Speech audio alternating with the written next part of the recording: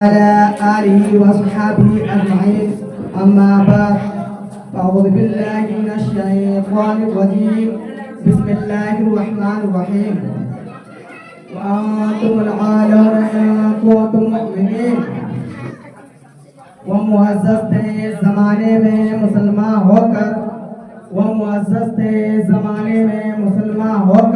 حرم خوار ہوئے تارک گناہ ہو کر میرے محترم اور بزرگ دوستوں اور عزیز ساتھیوں، آج میری اردو کا موضوع مسلمانوں کی تباہی اور اس کا علاج ہے۔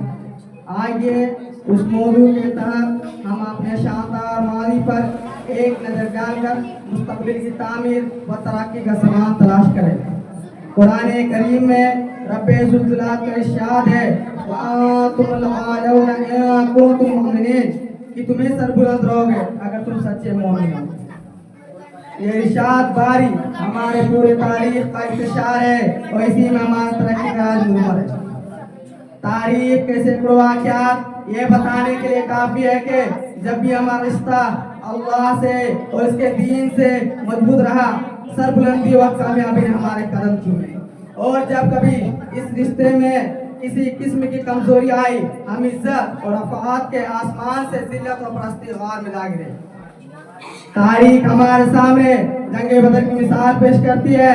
جنگ بدر میں جو کامیابی ہوئی وہ صرف اسی رشتے کی مضبوطی کے بنیاد پر ہوئی، ورنہ کامیابی ہوتی تو کفار مکہ کی ہوتی، کیونکہ کفار مکہ تقریباً 1000 تھے، بڑے جوش و خروش کے ساتھ تھے۔ ان کے پاس 700 اونٹ اور 200 گھوڑے تھے، سب کے پاس تلواریں دیگر جنگی ہتھیار موجود تھے۔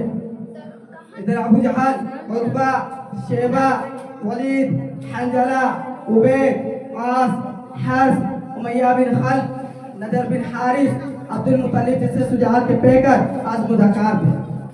ادھر بیچارے مسلمان بے سر و سامان، کل تعداد 313، سواری کے لیے کل 2 گھوڑے اور 70 اونٹ ہے۔ ایک پر 3 4 آدمی سوار ہے اور 5 آدمی پیدل ہی سفر کر رہے ہیں۔ کسی کے پاس نیزہ اور کمان ہے تو کسی کے پاس تلوار نہیں، اور کسی کے پاس تلوار ہے تو نیزہ اور کمان نہیں۔ محترم بزرگوں دوستو، جب مقام بدر پہ پہنچتے ہیں تو دیکھتے ہیں کفار مکہ بلند مقام پر خیمہ جن ہو چکے، جہاں پر پانی کی بھی فراوانی ہے۔ بیچارے مسلمانوں کو پست اور ریتیلی زمین پر خیمہ جن ہونا پڑا، ایسی جگہ پر کہ اگر کسی کو پیاس لگے تو پینے کو ایک گھونٹ پانی نہ ملے۔ الغرض جنگ کے اندر جتنے اسباب اور جتنے چیزوں کی ضرورت پڑتی ہے وہ سب کفار مکہ کو حاصل تھا، لیکن جب لڑائی شروع ہوتی ہے تو کفار مکہ گھاس اور مولی کی طرح کاٹے جاتے ہیں۔ کفار مکہ کے سب سے بڑے سردار ابو جہل 2 بچوں معاذ اور معوذ کے ذریعے مارا جاتا ہے۔ عبداللہ بن مسعود رضی اللہ عنہ ابو جہل کا سر جسم سے جدا کر دیتے ہیں۔ مسلمانوں، آپ جانتے ہو کہ عبداللہ بن مسعود رضی اللہ عنہ کون ہے؟ یہ وہی ہے جس کو مکہ کے سان پر اسی ابو جہل نے مارتے مارتے بےہوش کر دیا تھا۔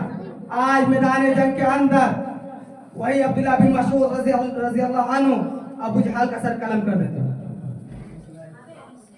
امیہ بن خلف ابو جہل کے بعد کفار مکہ کے سب سے بڑے سردار سمجھا جاتا تھا، لیکن اپنے ساتھیوں کو اس طرح تہتے ہوتے دیکھ کر گھبرایا اور میدان جنگ چھوڑ کر مکے کی طرف بھاگ پڑا۔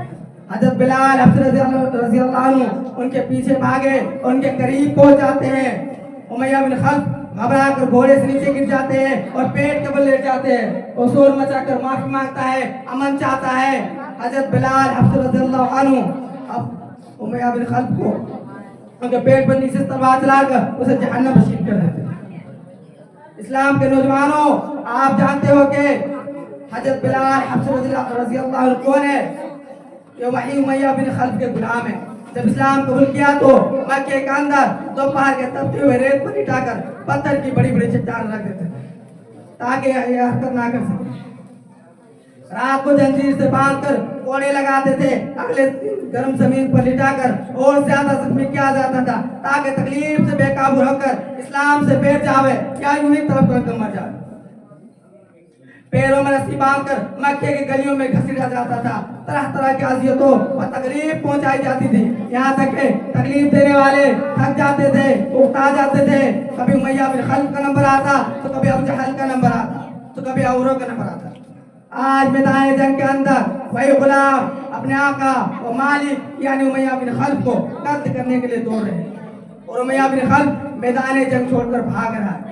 मुसलमानों, वह कौन सी चीज थी जिसने गुलाम को गालिब और आका को मगलूब कर दिया? अल्लाह तबारक व तआला ने फरमाया व अंतुमुल आलौना इन कुंतुम मुमिनीन कि तुम्हें सरबुलंद रहोगे बस से तुम सच्चे पक्के मुसलमान रहे। इसी तरह दूसरे को मक्का अपने साथियों को इस तरह मकतूल होते देखकर घबराया और मैदान जंग छोड़कर भागने लगे। 70 मकतूल हुए और 70 गिरफ्तार और मुसलमानों को ऐसी फतह हासिल हुई जिसको तारीफ फरामोश नहीं कर सकती।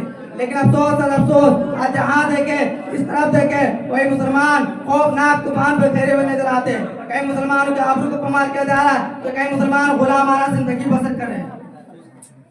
हजरात, आज हम और तुम उंदलूस को नहीं जानते, हालांकि उंदलूस एक वक्त मुसलमान की सबसे बड़ी ताकत वो हुकूमत थी। पूरी दुनिया में शान और शौकत के साथ थी। वो हमारी नहीं